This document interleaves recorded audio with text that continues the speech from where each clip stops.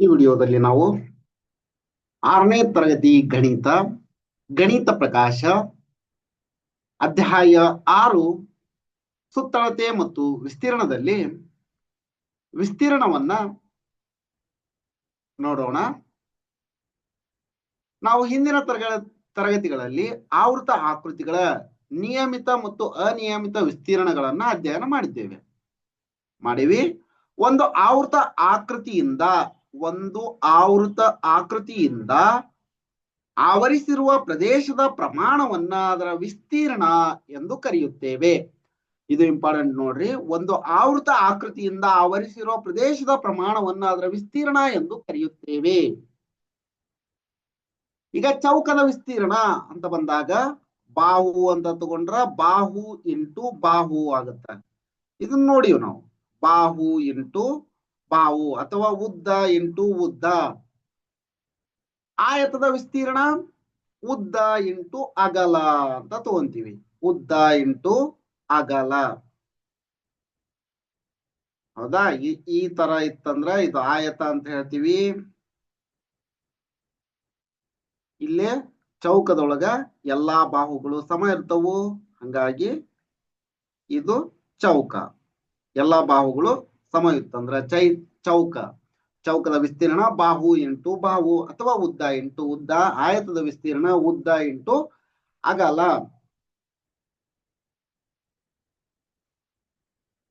ಈಗ ನೋಡ್ರಿ, ಚೌಕ ಈಗ ಯಾವುದು ಆಯತ ಯಾವ ಆಕಾರದೊಳಗಿರುತ್ತ ಅನ್ನೋದು ಸುಮ್ನ ಉದ್ದ ಅಗಲ ಗೊತ್ತಾಗ್ಲಿ ಅಂತ. ಲೆಂತ್ ಅಂದ್ರ ಉದ್ದ, ಬ್ರೆಡ್ತ್ ಅಂದ್ರ ಅಗಲ.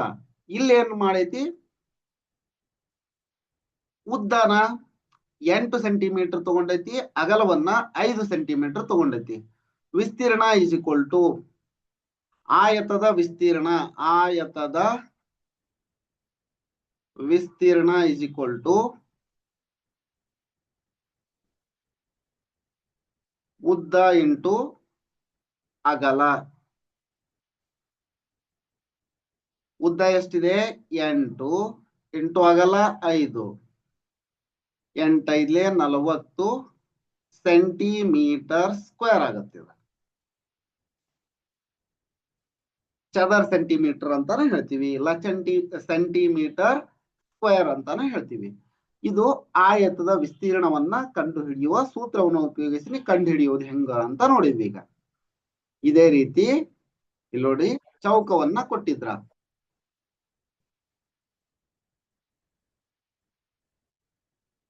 ಇಲ್ಲೇ ಚೌಕದ ವಿಸ್ತೀರ್ಣ ಬಾಹು ಇಂಟು ಬಾಹು ಅಥವಾ ಉದ್ದ ಇಂಟು ಉದ್ದ. ಬಾಹು ಇಂಟು ಬಾಹು. ಈ ಆಕೃತಿಯೊಳಗ ಒಂದು ಬಾಹುವಿನ ಉದ್ದ 6 ಸೆಂಟಿಮೀಟರ್ ಅಂತ ತಗೊಂಡಿವಿ. ಹಂಗಂದ್ರ ಚೌಕದಲ್ಲಿ ಎಲ್ಲಾ ಬಾಹುಗಳು ಮತ್ತು ಎಲ್ಲಾ ಕೋನಗಳು ಸಮವಿರುವುದರಿಂದ 6 into 6 is equal to 36 centimetre square ಅಥವಾ ಚದರ್ ಸೆಂಟಿಮೀಟರ್ ಎಂದು ಹೇಳುತ್ತೇವೆ. ಇನ್ನೊಂದ್ಸರಿ ನೋಡ್ಕೊಳ್ಬೇಕಂದ್ರ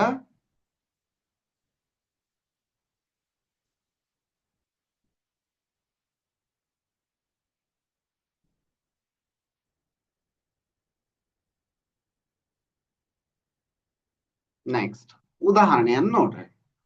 ಒಂದು ನೆಲದ ಉದ್ದ 5 ಮೀಟರ್, ಅಗಲ 4 ಮೀಟರ್ ಇದೆ. ಬಾಹುವಿನ ಉದ್ದ 3 ಮೀಟರ್ ಇರುವ ಒಂದು ಚೌಕಾಕಾರದ ಕಾರ್ಪೆಟ್ ಅನ್ನ ನೆಲದ ಮೇಲೆ ಹಾಸಿದೆ. ಕಾರ್ಪೆಟ್ ಹಾಕದಿರುವ ನೆಲದ ಭಾಗದ ವಿಸ್ತೀರ್ಣವನ್ನ ಕಂಡುಹಿಡಿಯಿರಿ ಅಂತ ಹೇಳಾರ. ನೋಡಿ, ಡೈಗ್ರಾಮಿಟಿಕಲಿ ಅರ್ಥ ಮಾಡ್ಕೊಂಡ್ಬಿಡ್ರಿ, ಅಂದ್ರ ಬೇಗ ಅರ್ಥ ಆಗತ್ತೆ ನಿಮ್ಗೆ. ಈ ತರ ಒಂದು ಆಯತ ಐತಿ ಅಂತ ಹೇಳಾರ. ಹೌದಾ? ಒಂದು ನೆಲದ ಉದ್ದ 5 ಮೀಟರ್, ಅಗಲ 4 ಮೀಟರ್ ಇದೆ. ಇಲ್ಲೇ ಒಂದು ಕಾರ್ಪೆಟ್ ಅನ್ನ ಹಾಕ್ಯಾರ.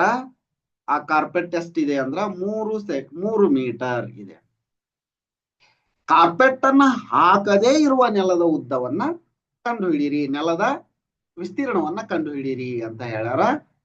ಮೊದ್ಲಿಗೆ ಏನ್ ಮಾಡ್ಬೇಕಂದ್ರ ಈ ಆಯತದ ವಿಸ್ತೀರ್ಣವನ್ನು ಕಂಡುಹಿಡಿಬೇಕು. ನೆಕ್ಸ್ಟ್ ಈ ಚೌಕದ ವಿಸ್ತೀರ್ಣವನ್ನು ಕಂಡುಹಿಡಿಬೇಕು. ಆಯತದ ವಿಸ್ತೀರ್ಣದಲ್ಲಿ ಚೌಕದ ವಿಸ್ತೀರ್ಣವನ್ನ ಕಳೆದಾಗ ಬರುವುದೇ ಕಾರ್ಪೆಟ್ ಅನ್ನ ಹಾಕದಿರುವ ನೆಲದ ಭಾಗದ ವಿಸ್ತೀರ್ಣ ಆಗತ್ತ.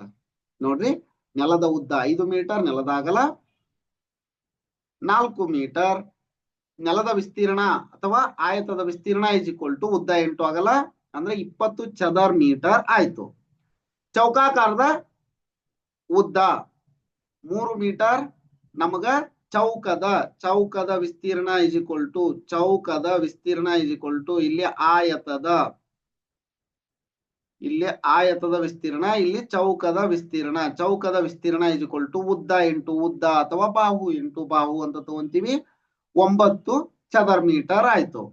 ಈಗ ಆದ್ದರಿಂದ ಕಾರ್ಪೆಟ್ ಹಾಕದಿರುವ ನೆಲದ ಭಾಗದ ವಿಸ್ತೀರ್ಣ ಇಸ್ ಈಕ್ವಲ್ ಟು ನೆಲದ ವಿಸ್ತೀರ್ಣ ಮೈನಸ್ ಕಾರ್ಪೆಟ್ ಹಾಕಿರುವ ನೆಲದ ಭಾಗದ ವಿಸ್ತೀರ್ಣ ಇಸ್ ಈಕ್ವಲ್ ಟು ಅಂದ್ರ 20 ಚದರ metre or 20 centimetre square, 20 metre square minus 9 metre square is equal to 11 metre square ಆಗುತ್ತೆ.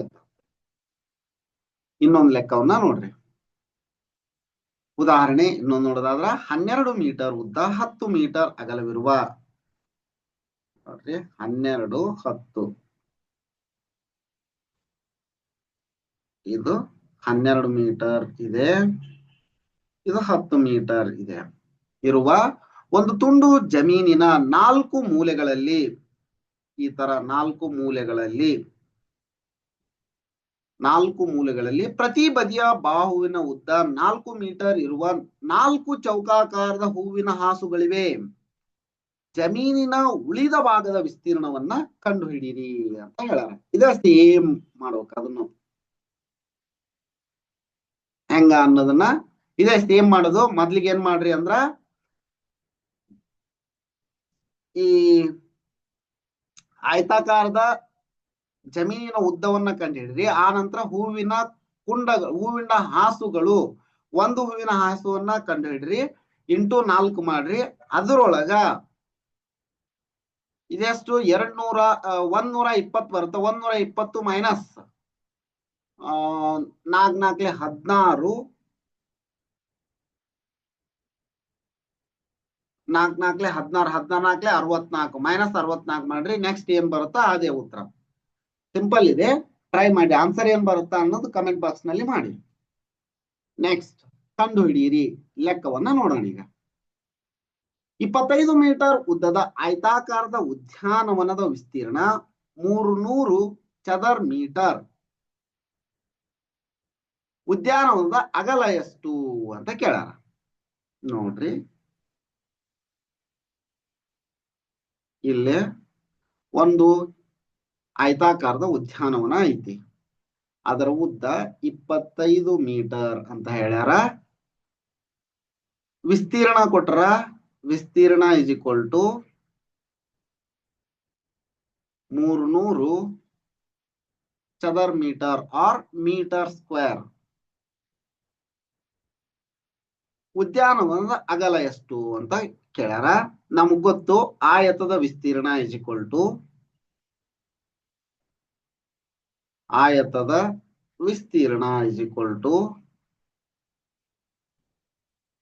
ಉದ್ದ ಇಂಟು ಅಗಲ.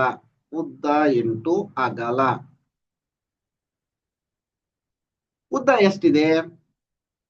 25 ಇದೆ. ಅಗಲ ಗೊತ್ತಿಲ್ಲ. ಇದು ಎಷ್ಟಿದೆ? 300 ಇದೆ. ದೇರ್ಫೋರ್ ಅಗಲ is equal to 300 divide by 25. 25 ಒಂದ್ಲೆ 5 ಉಳಿತು 55, 25 ಎರಡ್ಲೆ 50 ಅಂದ್ರೆ 12 ಮೀಟರ್ ಆಯ್ತು. ಅಗಲ ಇಸ್ ಈಕ್ವಲ್ ಟು 12 ಮೀಟರ್. ಈ ತರ ಮಾಡ್ಬೇಕು. ಸಿಂಪಲ್ ಇದೆ.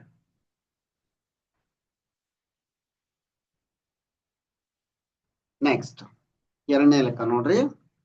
ಒಂದು ಆಯತಾಕಾರದ ಜಮೀನಿನ ಉದ್ದ 500 ಮೀಟರ್, ಅಗಲ 200 ಮೀಟರ್ ಇದೆ. 100 ಚದರ್ ಮೀಟರ್ಗೆ ರೂಪಾಯಿ 8 ದರದಲ್ಲಿ ನೆಲಹಾಸು ಹಾಕಲು ಎಷ್ಟು ವೆಚ್ಚವಾಗುತ್ತದೆ ಅಂತ ಹೇಳಾರ. ನೋಡ್ರಿ, ಒಂದು ಆಯತಾಕಾರದ ಜಮೀನಿದೆ, ಈ ತರ ಇದು 500 ಮೀಟರ್ ಉದ್ದ ಇದೆ ಅಂತ ಹೇಳಾರ, 200 ಮೀಟರ್ ಅಗಲ ಇದೆ ಅಂತ ಹೇಳಾರ. ಸರಿನಾ?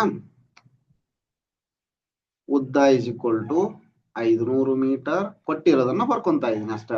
ಅಗಲ ಇಸ್ ಈಕ್ವಲ್ ಟು 200 ಮೀಟರ್. ನಮ್ಗೆ ಗೊತ್ತು ಆಯತದ ವಿಸ್ತೀರ್ಣ ಇಸ್ ಈಕ್ವಲ್ ಟು ಆಯತದ ವಿಸ್ತೀರ್ಣದ ಸೂತ್ರ. ಆಯತದ ವಿಸ್ತೀರ್ಣ ಇಸ್ ಈಕ್ವಲ್ ಟು ಉದ್ದ ಇಂಟು ಅಗಲ. ಉದ್ದ 500 ಇಂಟು 200, 5 10, ನೆಕ್ಸ್ಟ್ 4 0 ಇಟ್ಬಿಡ್ರಿ. ಬಿಡಿ 10, 100, 1000, 1000, ಲಕ್ಷ ಅಂದ್ರೆ 1,00,000 ಮೀಟರ್ ಸ್ಕ್ವೇರ್ ಅಥವಾ ಚದರ್ ಮೀಟರ್ ಅಂತ ಹೇಳ್ತೀವಿ. ಈಗ ನೋಡ್ರಿ, ಇಲ್ಲೇ ಇರೋದು ಟ್ರಿಕ್ ಏನಂದ್ರ, 100 ಚದರ್ ಮೀಟರ್ಗೆ 100 ಮೀಟರ್ ಸ್ಕ್ವೇರ್ಗೆ ಎಷ್ಟು? ರೂಪಾಯಿ 8 ಆಯ್ತು. ಅದೇ ತರ 1,00,000 ಚದರ್ ಮೀಟರ್ಗೆ ಎಷ್ಟಾಗುತ್ತದೆ ನಮ್ಗೆ ಗೊತ್ತಿಲ್ಲ. ಎಕ್ಸ್ ಅಂತ ಹೇಳ್ರಿ. X is equal to cross multiplication ಮಾಡಿದ್ರ 1,00,000 ಇಂಟು 8 ಡಿವೈಡೆಡ್ ಬೈ 100 ಮಾಡಿದ್ರೆ ನೋಡ್ರಿ, ಈ 2 0 ಹೋತು. 1,000 ಇಂಟು 8 ಅಂದ್ರೆ 8,000. ತಗಲುವ ವೆಚ್ಚ 8,000 ರೂಪಾಯಿ. 8,000 ಇದು ಆನ್ಸರ್. ಈ ತರ ನೀವು ಮಾಡ್ಬೇಕು. ನೆಕ್ಸ್ಟ್, ಒಂದು ಆಯತಾಕಾರದ ತೆಂಗಿನ ತೋಪಿನ ಉದ್ದ 100 ಮೀಟರ್, ಅಗಲ 50 ಮೀಟರ್ ಇದೆ. ನೋಡ್ರಿ, ಒಂದು ಆಯತಾಕಾರದ ತೆಂಗಿನ ತೋಪಿನ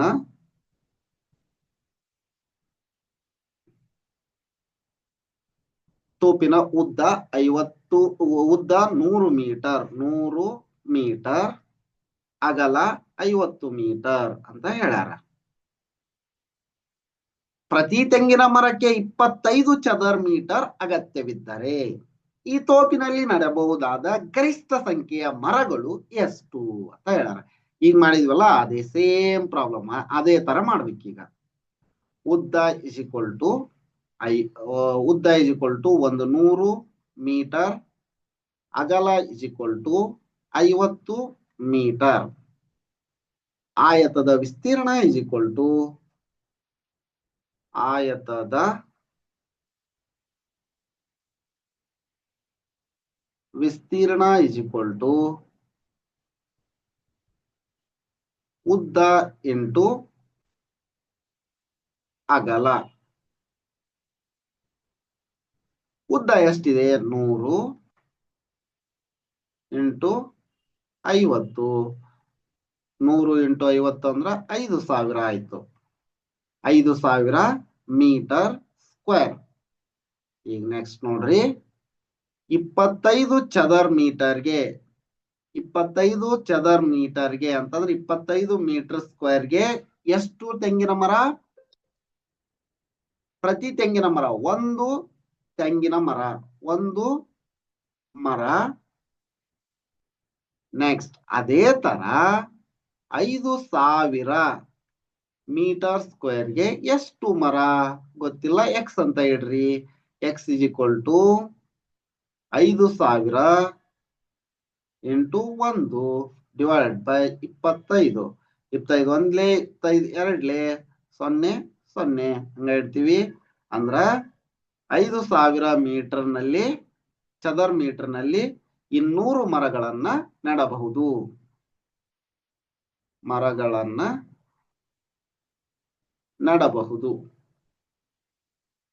ನೆಡಲಾಗುತ್ತದೆ.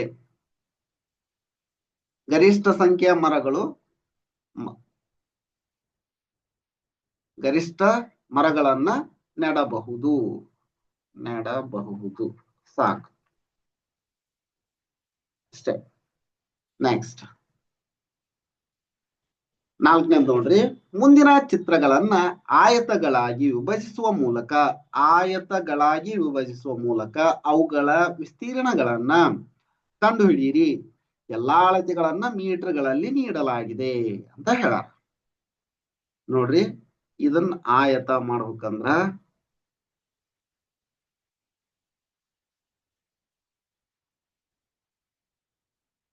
ಜಸ್ಟ್ ಇಲ್ಲಿವರೆಗೂ ಕೊಟ್ರಲ್ಲ,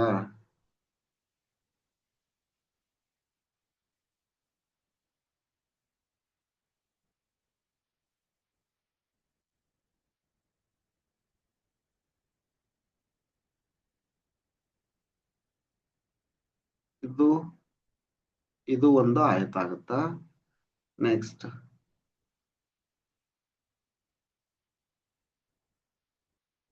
ಇಲ್ಲೇ ಹೆಂಗ್ ತೊಗೊಂತೀರಿ, ಹಿಂಗ್ ತಗೊಂಡ್ರ ಇದು ಒಂದು ಆಯತ ಆಯ್ತು ಕಂಪ್ಲೀಟ್ ಒಂದು. ನೆಕ್ಸ್ಟ್ ಇಲ್ಲಿ ನೋಡ್ರಿ, ಇಲ್ಲಿ ಈ ರೀತಿಯಾಗಿ ತೆಗೆದುಕೊಂಡಾಗ ಇದು ಒಂದು ಆಯತ ಆಗುತ್ತ. 1 2 3 ಇಲ್ಲೇ ಏನ್ ಮಾಡ್ಬೇಕಂದ್ರ ಜಸ್ಟ್ ಸಿಂಪಲ್ ಆಗಿ 3 ಅಂತ ಕೊಟ್ಬಿಟ್ರ. ಆದ್ದರಿಂದ ಇದನ್ನ ನೋಡ್ರಿ 3 3 3 ಇದು ಇಲ್ಲಿವರೆಗೂ ಅಂದ್ರ 3, ಇದು 1 ಆಗಿತ್ತು. ಈಗ 1 1 2 3 4 5 ಚಿತ್ರಗಳಾದವು. 5 ಚಿತ್ರಗಳ ಅಳತೆಯನ್ನ ಇಲ್ಲಿ ಕೊಟ್ರ ನೀವು ಸ್ವಲ್ಪ ಸ್ಕೇಲಲ್ಲಿ ಇನ್ನೊಂದ್ಸಲ ಮಾಡಿಫೈ ಮಾಡಿಕೊಂಡು ಆಯತಗಳ ವಿಸ್ತೀರ್ಣಗಳನ್ನ ಕಂಡುಹಿಡಿಯಿರಿ. ಇಲ್ಲೇ ಯಾವ ರೀತಿ ಮಾಡ್ಬೋದು ಅಂದ್ರ ಇದು ಪೂರ್ತಿ ಒಂದು ಆಯತ ಆಗುತ್ತಾ. ನೋಡ್ರಿ, ಇಲ್ಲಿಂದ ಇಲ್ಲಿಗೆ 1 1 2 3 1 2 3 ಆಯತಗಳನ್ನ ಅದು ಇವುಗಳ ಸುತ್ತಳತೆಯನ್ನ ಈ ರೀತಿ ಮಾಡೋದ್ರ ಮೂಲಕ ಕಂಡುಹಿಡಿಯಿರಿ. ಕಂಡುಹಿಡಿದು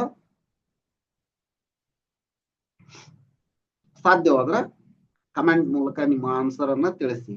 ಎ ಚಿತ್ರದಲ್ಲಿ ಎಷ್ಟದವು? 5 ಅದವು. 5ರದ್ದು ವಿಸ್ತೀರ್ಣ ಎಷ್ಟು ಬಂತು? ಬಿ ದಲ್ಲಿ 3 ಆಕೃತಿಗಳದವು, ವಿಸ್ತೀರ್ಣ ಎಷ್ಟು ಬಂತು ಎಂಬುದನ್ನ ತಿಳಿಸಿ. ಈ ವಿಡಿಯೋ ನಿಮ್ಗೆ ಇಷ್ಟ ಆಯ್ತು ಅನ್ಕೊಂತೀನಿ. ಈ ವಿಡಿಯೋ ನಿಮ್ಗೆ ಇಷ್ಟ ಆಗಿತ್ತು ಅಂದ್ರೆ ಒಂದು ಲೈಕ್ ಮಾಡಿ, ಚಾನಲ್ ಅನ್ನ ಸಬ್ಸ್ಕ್ರೈಬ್ ಮಾಡ್ಕೊಂಡಿಲ್ಲ ಅಂದ್ರೆ ಸಬ್ಸ್ಕ್ರೈಬ್ ಮಾಡ್ಕೊಳ್ಳಿ. ಇದೇ ರೀತಿ ನಾವು ಅಪ್ಲೋಡ್ ಮಾಡುವ ಎಲ್ಲ ವಿಡಿಯೋಗಳ ನೋಟಿಫಿಕೇಶನ್ ಪಡೆಯಲು ಬೆಲ್ ಐಕಾನ್ ಅನ್ನು ಒತ್ತಿ. ಧನ್ಯವಾದಗಳು.